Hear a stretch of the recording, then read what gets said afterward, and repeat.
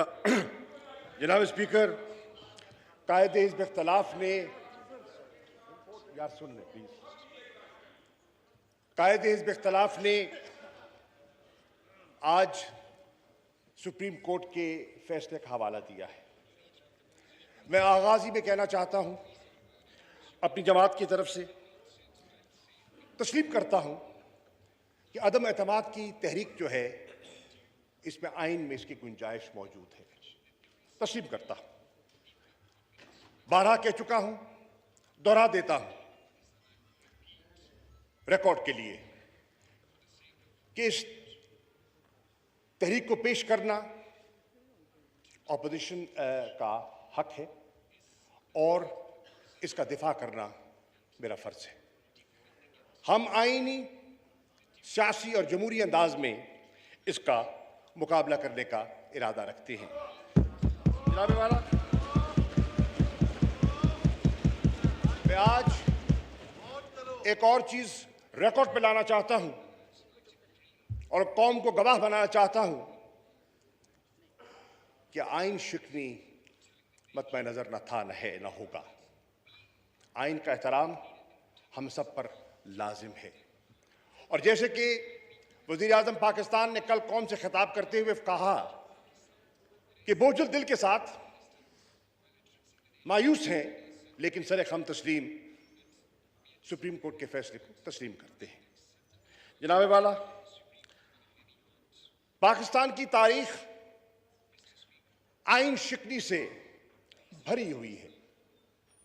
Constitutional violations बदकिस्मती से हमारी तारीख का हिस्सा रही हैं।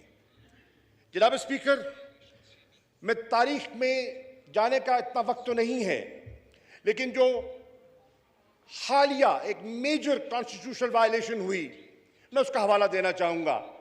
और कौम इस बात से गवाह है कि 12 अक्टूबर 1999 में आइन शिकनी हुई और कौम इस बात की गवाह है कि जब आला अदलिया के सामने वो केस गया, पीसीओ, जजेस, ये वो जो तारीख में जाने का वक्त नहीं है, तो हमारी तारीख इस बात की गवाह है कि न सिर्फ जस्टिफिकेशन तलाश की गई, बल्कि जो प्रेयर मांगी ही नहीं गई थी, आइन में तरमीम की इजाजत भी दे दी गई। ये हमारी तारीख का हिस्सा है और कौम इस बात की गवाह है। जनाब वाला, मौलाना फजलुर रहमान साहब ने, बिलावल भुट्टो जरदारी साहब ने अदलिया के फैसले से पहले, अभी मसला सब जुडिस था, ज़ेरे गौर था, अदालत उज़्मा के सामने था, इन दोनों शख्सियात ने बयानात दिए कि कोई नजरियाए जरूरत का फैसला हम कबूल नहीं करेंगे। ये इनका बयान है, रिकॉर्ड पर है। बहरनो, डॉक्ट्रिन ऑफ नेसेसिटी को दफन होना चाहिए था और मैं खुश हूं कि वक्त आ गया है कि पाकिस्तान की जमहूरियत ने इवॉल्व किया है। पाकिस्तान की जमहूरियत ने इवॉल्व किया है कि आज हम सब डॉक्ट्रिन ऑफ नेसेसिटी का सहारा लेने को तैयार नहीं है। जनाब स्पीकर, मैं आज कहना चाहूंगा, इमरान खान साहब ने कल कहा और उनकी इजाजत से मैं आज बैसियत पार्टी के वाइस चेयरमैन के और बैसियत डिप्टी पार्लियामेंट्री लीडर के उनका मौक़िफ़ पेश करना चाह रहा हूं, तहरीक इंसाफ का रिकॉर्ड पर लाना चाहता हूं। तारीख के लिए, तारीख के औराक आज रकम हो रहे हैं और तारीख के लिए मैं रिकॉर्ड पे लाना चाह रहा हूं कि मेरा वज़ीर आज़म कहता है कि मायूस हूं लेकिन आला अदलिया का एहतराम करूंगा। मेरा वज़ीर आज़म कहता है कि जो अदलिया ने फैसला किया कि बरोज़ हफ्ता 10:30 बजे इजलास बुलाया जाएगा और कायदे हिज़्ब इख्तिलाफ ने अभी पॉइंट ऑफ ऑर्डर पे ये नुक्ता उठाया और कहा कि आप पाबंद हैं, जिसकी आपने वजाहत कर दी। कि आप पाबंद हैं कि आपने आज ये अदलिया के फैसले के मुताबिक इजलास की कार्रवाई को आपने आगे बढ़ाना है। जनाब वाला, उस फैसले के मुताबिक ही कार्रवाई बढ़ाई जा रही है। हफ्ता है, 10:30 बजे इजलास का आगाज हो चुका है।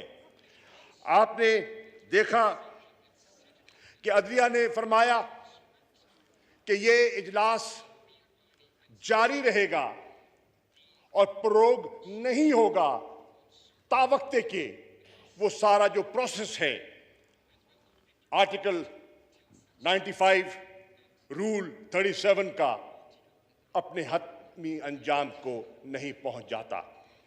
जनाब वाला, हम उसकी पासदारी के लिए यहां हाजिर हुए हैं, लेकिन मैं इस ऐवान के खिदमत में वो पस मंजर पेश करना चाहूंगा जिसने आज इस इजलास को इस शक्ल में दोबारा करने की आपको हुक्म सादर फरमाया और हमें ताबे किया। जनाब वाला, आज अदलिया के फैसले के मुताबिक घड़ी वापस की गई और आज उनकी नज़र में, उस फैसले की नज़र में आज 3 अप्रैल है। आज 3 अप्रैल है और 3 अप्रैल में जो कुछ हुआ वो आपके सामने है, दोहराना नहीं चाहता, वक्त के दामन में गुंजाइश नहीं है। उसका अदलिया ने सुओ मोटो नोटिस लिया। जनाब वाला, मैं जानता हूं कि बरोज इतवार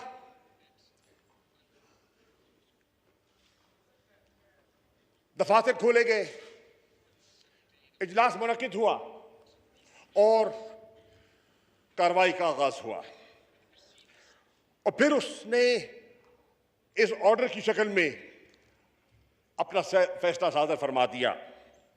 उसमें उन्होंने मुत्तफिका तौर पर रूलिंग को मुस्तरद किया और हमारी नज़र में जो वज़ीर आज़म ने कौम के सामने जाने का फैसला किया था डिसोल्यूशन के जरिए, जिसका मुतालबा हमारी ऑपोजिशन तकरीबन 3.25 साल से कर रही है, 3.25 साल से कर रही है और नए इंतखाबात का मुतालबा कर रही है, तो उन्होंने कहा कौम को इस आजमाइश से निकालने के लिए, इस कॉन्स्टिट्यूशनल क्राइसिस से कौम को महफूज करने के लिए आइए अवाम के सामने चलते हैं, आइए अवाम की दहलीज पर दस्तक देते हैं और पाकिस्तान की आवाम फैसला करे कि वो पाकिस्तान का मुस्तकबिल किन हाथों में देखना चाहते हैं।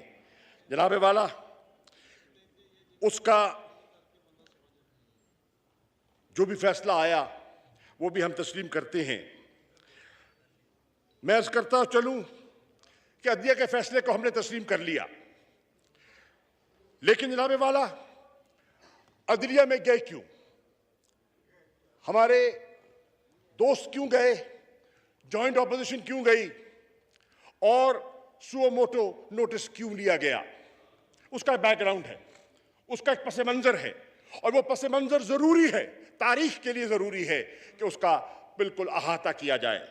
जनाब वाला, यहां जब डिप्टी स्पीकर चेयर कर रहे थे तो उन्होंने जो रूलिंग दी, जिन पर दोस्तों का एतराज था और अदलिया का फैसला है, उसमें उन्होंने कहा, ये इनकार नहीं किया, इस आईनी प्रोसेस से इनकार नहीं किया।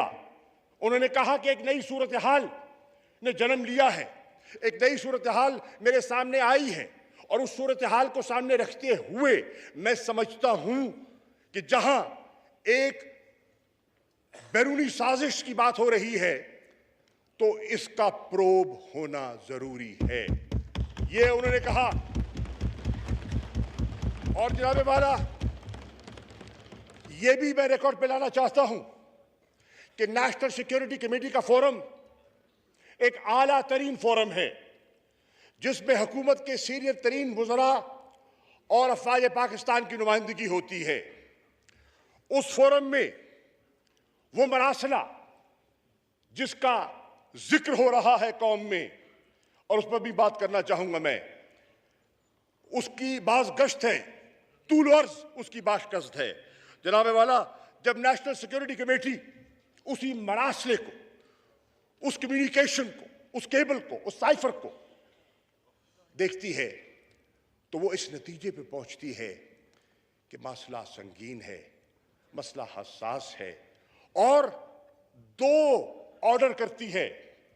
There are two decisions, and I like to put those decisions in front of the House. One,